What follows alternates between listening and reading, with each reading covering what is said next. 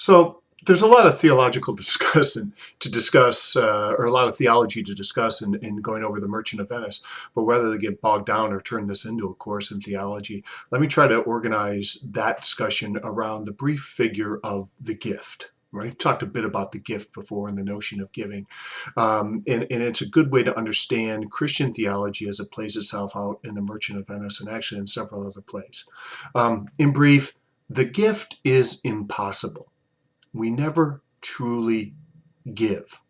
We exchange, we economize, but we never truly give. And that's understandable if you just pause and self-reflect for a moment. When you give, whether it's a birthday, Christmas gift, or even a bit of charity, handing some change to the chronic schizophrenic on the street, you are giving for something. And even in your purest or most absolute moments, you are expecting something back. Even if that something back is the credit, pat on the back you give yourself for honoring perhaps your own religious beliefs or your sense of moral obligations. But you expect something back. And that expectation of something back, or that little reward you give yourself, no matter how small, nullifies the gift. It nullifies the perfection of the gift.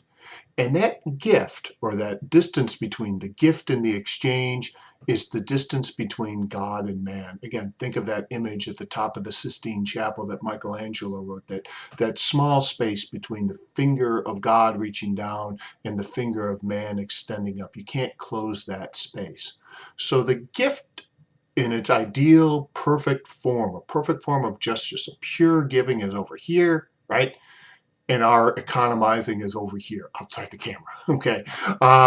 And so that's a good way to understand what's going on in The Merchant of Venice. Shakespeare is continually trying to materialize or show or point towards the pure Christian gift, even if it's in the form of forgiveness.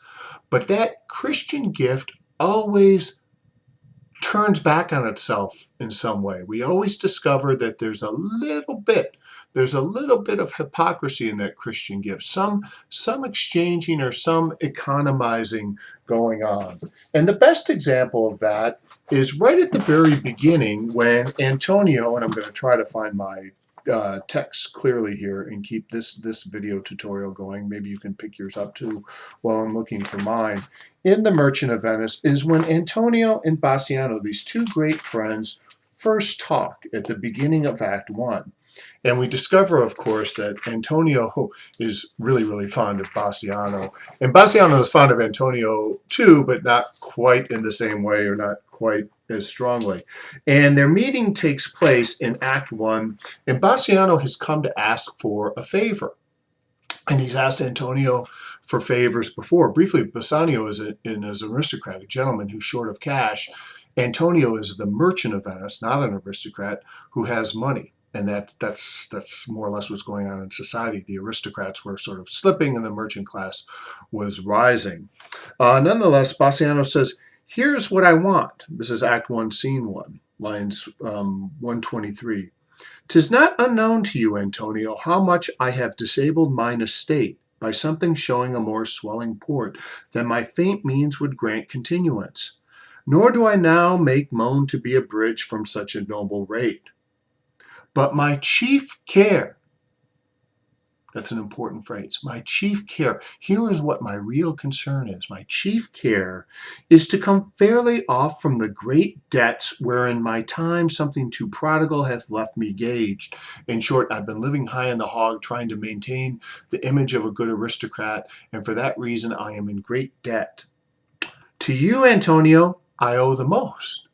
To his good friend is the person he's most in debt to. "To you, Antonio, I owe the most in money and in love, and from your love I have a warranty to unburden all my plots and purposes how to get clear of all the debts I owe." So let's hold on this speech for a second. These are two great friends, and one of the friends comes to the other and says, here's what I need from you. Here's my chief care, which is to unburden all my debts.